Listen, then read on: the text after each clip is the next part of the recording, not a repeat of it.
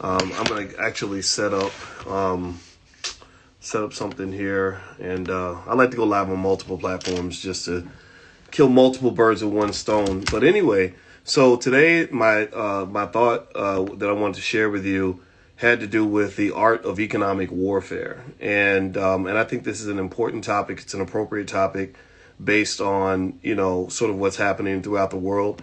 You see Russia and Ukraine kind of going back and forth. You see lots of sanctions being placed on different countries, and it's not just sanctions against Russia for declaring war on Ukraine. You're talking about sanctions against companies and countries that are doing business with Russia. So not only, you look at what when they talk about the Russian oligarchs and we're going to freeze up your assets just because you're friends with Russia.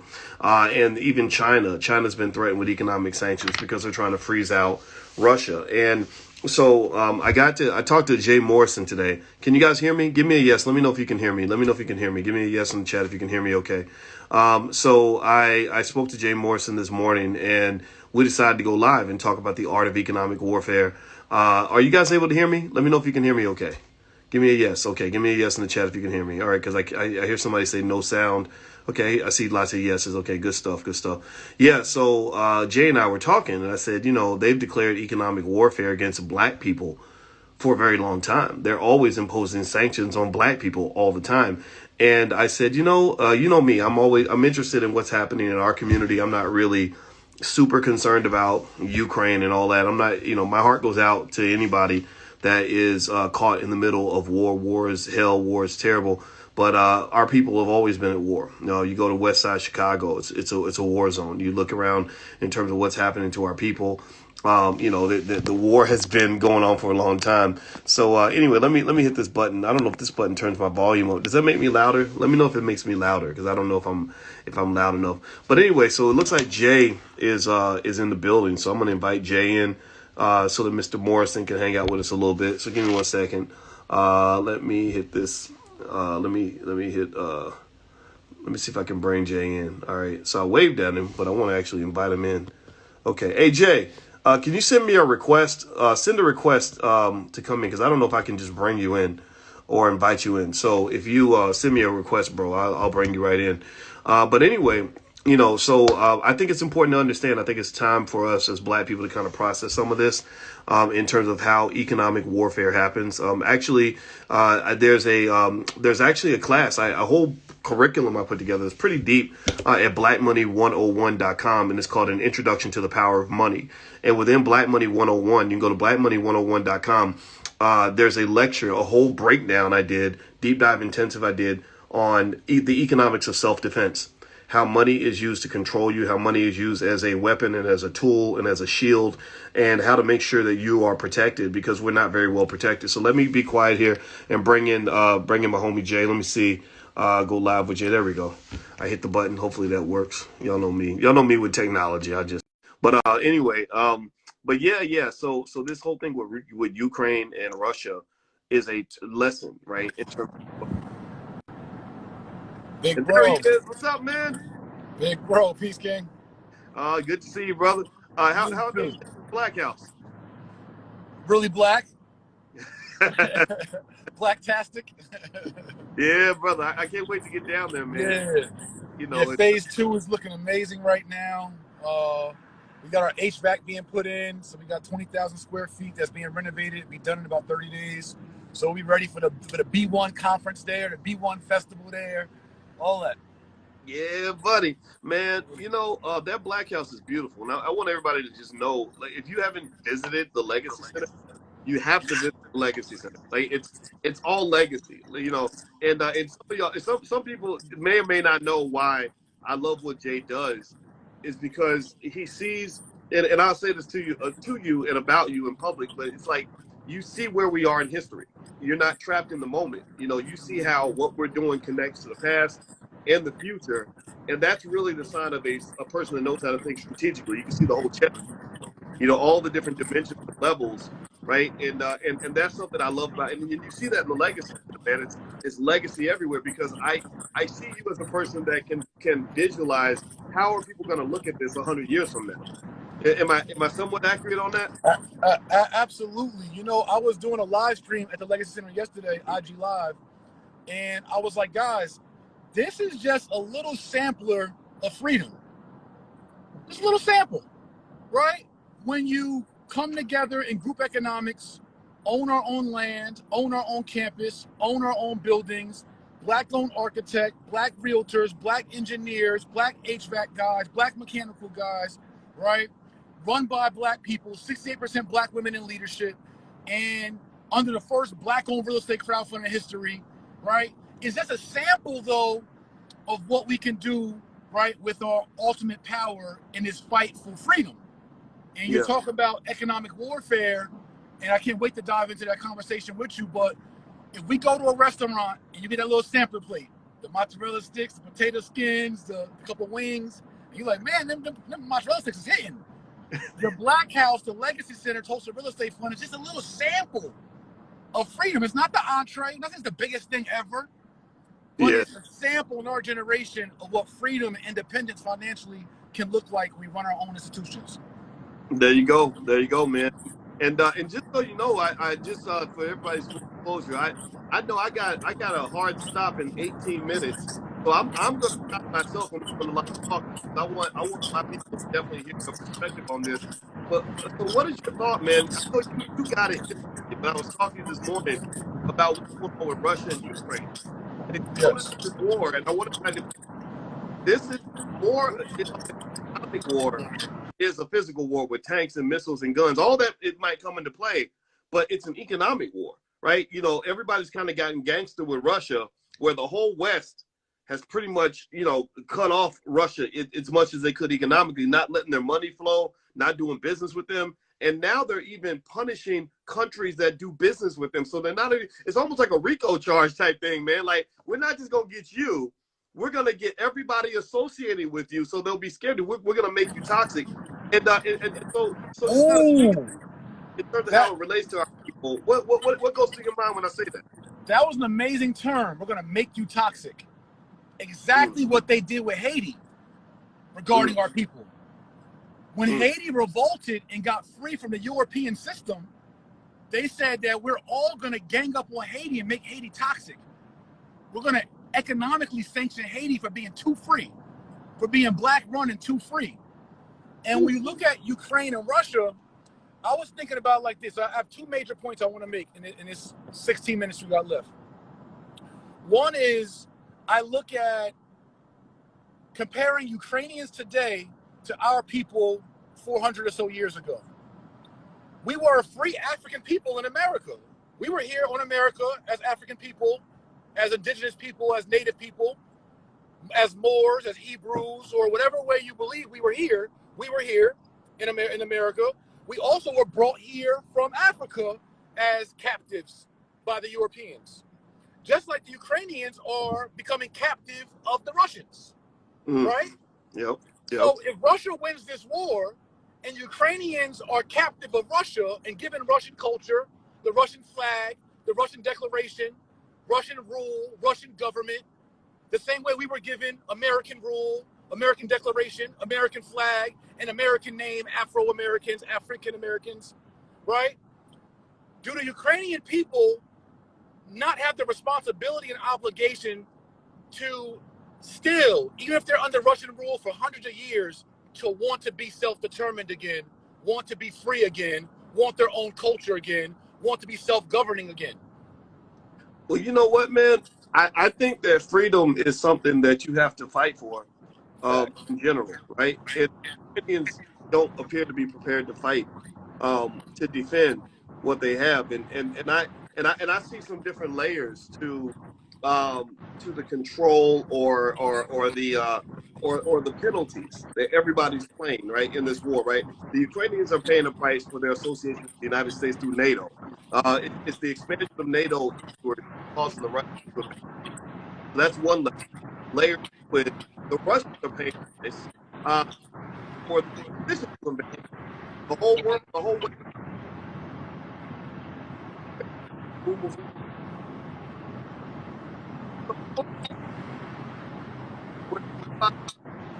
Oh, can you, I hear a little bit of wind. Okay.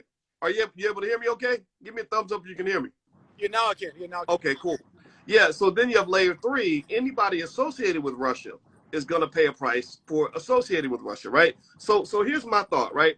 My thought on this is that when you talk about um, Russia, the penalty Russia is playing or paying in all this, that makes me think about the fact that the reason the Russians are paying an economic penalty is because they made a decision to try to integrate their economy with the rest of the world, you know, Mm. by doing business with the rest of the world. Because remember, the Russians have a pretty corrupt economy. They're a lot different from ours, and they tried to expand westward. They tried to connect to all these Western companies that are there, Apple and McDonald's and all that.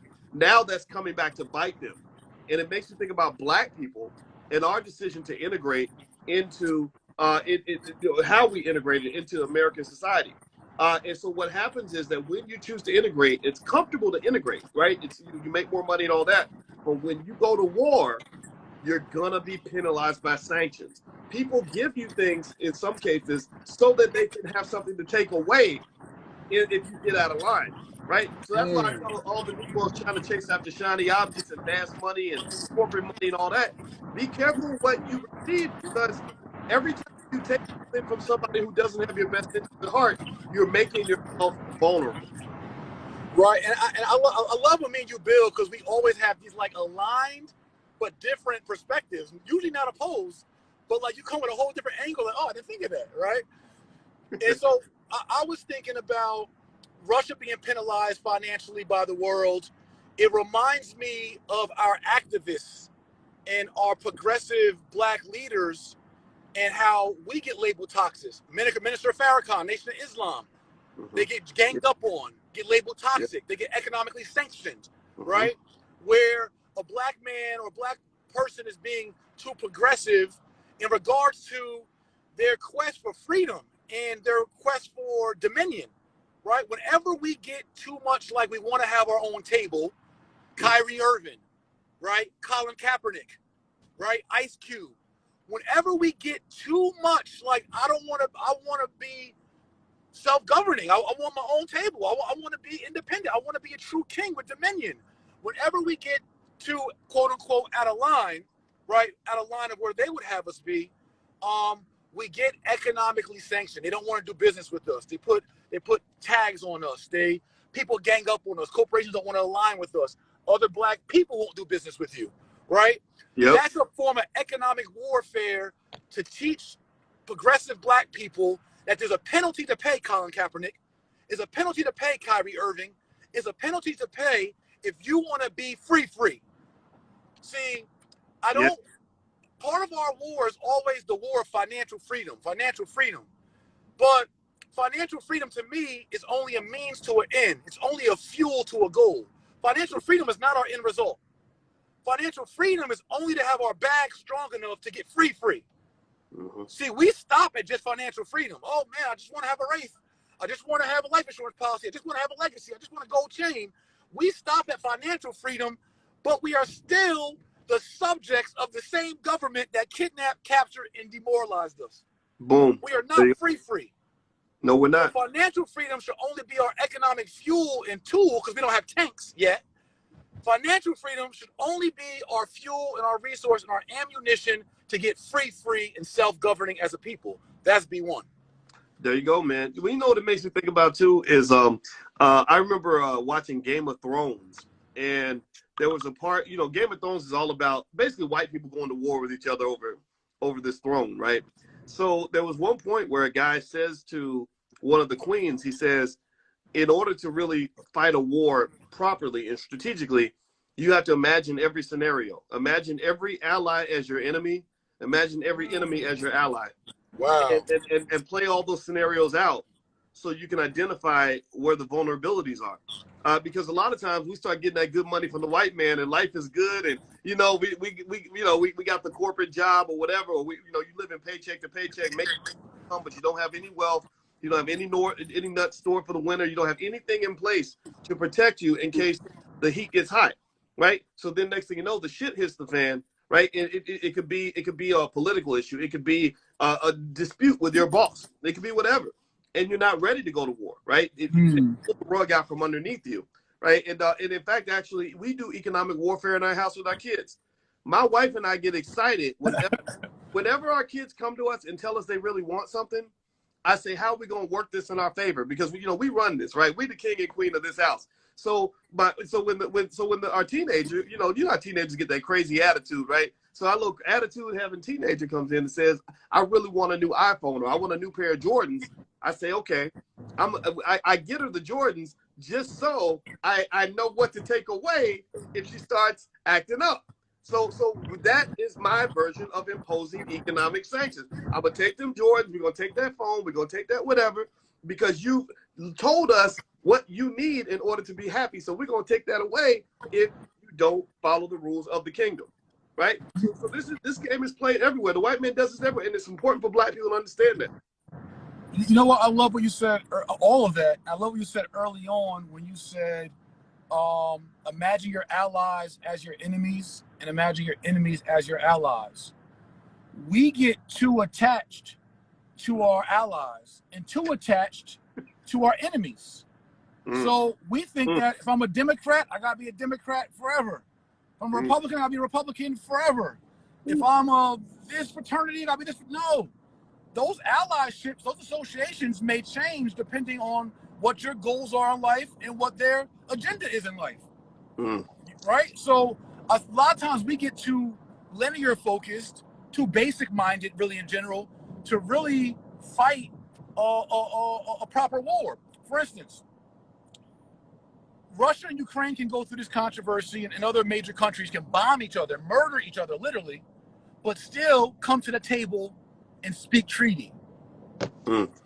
We get in one argument with somebody and won't speak to them for the rest of our lives. Man. Or I don't want to hear nothing you got to say because you're a Republican. But, stuff like that. That's weird to me. Because you didn't get the COVID shot. I can't talk to you. These people are literally bombing maternity hospitals, literally killing military, dropping bombs on whole villages, and then can sit down at the table and have a conversation. See, we're not ready for war with a basic mindset that we come to the table with. Man, you know what I wonder how much of that too is driven by the fact that many of our people are trained to be overly emotional, in the middle of whatever we're doing. I think that when Ice Cube came in, one thing I noticed about Ice Cube's approach to politics was that he was very, very rational, very unemotional. He's prematurely attached to either the Democrats or the Republicans and didn't care what you thought, right? And what I noticed is that was the type of very masculine leadership where it's like, look, I'll sit down with whoever's going to offer the best deal, period. I don't care what the history says. Whatever, we're talking about right now and getting what we want, right? So I agree with that point that you just made. I think that sometimes when you decide in advance who your friend is or who your enemy is, and that's the point you stick with, you put yourself at a strategic disadvantage.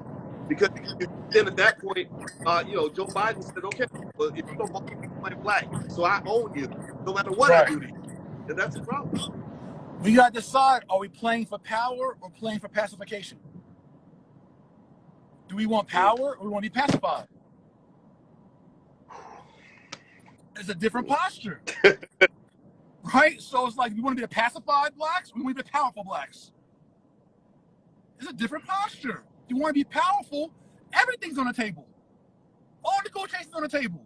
All parties, all everything, all countries, all nationalities, everything's on the table. Because that's how business is done. If you already come to the table saying, I'm only attached to this right here, then everybody's going to out-barter you, out-negotiate you, out-leverage you. It's the most silly way in the world to do any kind of business or to get anything that we want. So these are our tough conversations that are needed, but you're right, it's a certain level of leadership that's needed, but our end goal and our GPS has to be defined, right? A lot of times we just talk about civil rights, not human rights. A lot of times we just talk about financial freedom because we want to pay the light bills, and we ain't talking about free. We literally don't have on our radar what free looks like. I understand we're free from the shackled chains, right? We were freed from having to be chattel enslaved people. But we aren't free, independent, self-governing people. Y'all realize that, right? You realize prior to our enslavement, we were free, independent, self-governing, self-ruling people. Mm. So if you're going to make us or give us or we're going to fight for freedom, then the freedom needs to be complete freedom, like free. The self-governing, self-ruling, independent, self-thinking people that we once were, that we were before capture and enslavement. Woo. Know the goal. Well, there you go, man. That's that king talk, and that's why I love talking to you. And I hate the idea. I didn't even realize that I only had 18 or 20 minutes, and it's my fault, y'all, because Jay was ready long before this, man, and I got caught up in something, confusion or whatever. But man, we got to do this again next week. And by the way, that website beatthetrap101.com is that still operational? I believe it is. Yeah, I think we still got it running. Okay, yeah. If anybody wants to take a look at an awesome curriculum that Jay put together, just go to if you click the link in the bio, there's something called Beat the Trap 101. Just take a look at it. It's all about beating traps when it comes to everything from real estate to business to money to all kinds of stuff. Y'all know he knows what he's talking about. So feel free to go take a look. You can hit the link in the bio. And everybody, please go follow Jay. If you're following me, follow him. I have my wife and I in the Black House because we believe in what they're doing in Atlanta. And y'all heard it right here first. Like, this is just the beginning. Give it 10, 15, 20 years. And wait till you see what Jay and Ernestine do. And Boyce and Alicia. What do you say? I said, and Boyce and Alicia. There we go. So I look forward to seeing you when I come down to Atlanta, man. We'll be down there real soon. All right, love. Let's keep it going, man. Jay and Boyce Weekly. All right, for sure. All right, peace. Have a good day. All right, see you soon. All right, peace.